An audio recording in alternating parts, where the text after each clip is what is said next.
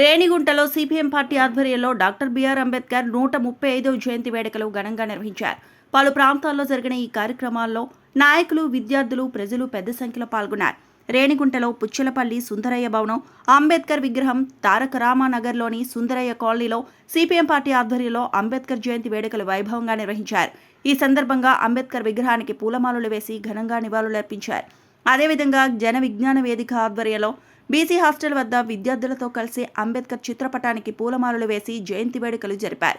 లక్ష్మీనగర్ అభివృద్ధి కమిటీ మరియు lorry union ఆధ్వర్యంలో అంబేద్కర్ విగ్రహం వద్ద కేక్ కట్ చేసి అన్నదాన కార్యక్రమాన్ని ఘనంగా నిర్వహించారు. ఈ సందర్భంగా మాట్లాడిన సిపిఎం నేతలు అంబేద్కర్ను భారత రాజ్యాంగ నిర్మాతగా, ప్రముఖ సంఘ సంస్కర్తగా కొనియాడారు. సమాజంలో సమానత్వం కోసం ఆయన చేసిన పోరాటం చిరస్మరణీయమని పేర్కొన్నారు. లక్ష్మీనగర్ కాలనీలో అంబేద్కర్ జయంతి చేసుకోవడం కూడా మాకు చాలా సంతోషకరంగా ఉంది. అదేవిధంగా ఇంతకుముందు కూడా హరినాథ్ గారు అన్ని కూడా వివరించినాడు. నేను ఒక 2 విషయాలు మాత్రమే చెప్పదలుచుకున్నాను. అంబేద్కర్ గారు చిన్నతనంలోనే స్కూల్కి వెళ్ళేటప్పుడు కూడా ఆయన్ని లోపల కూర్చొని పెట్టి చదివిపించేవాళ్ళు కాదు.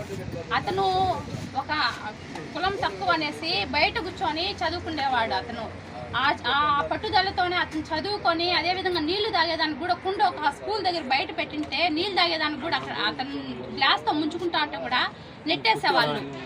దోసిట్లో నీళ్ళు తాగి బతికి ఆ మాదిరిగా చేస్తున్నాడు ఆయన.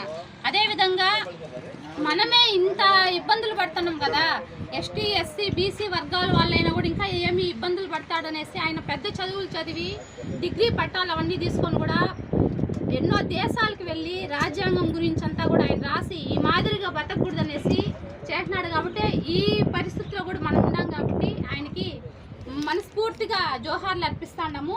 మాకు కూడా ప్రత్యేకంగా మాకు ఈ అవకాశం ఇచ్చిన అన్న వాళ్ళకు కూడా ప్రత్యేకంగా కూడా ధన్యవాదాలు తెలియజేసుకుంటూ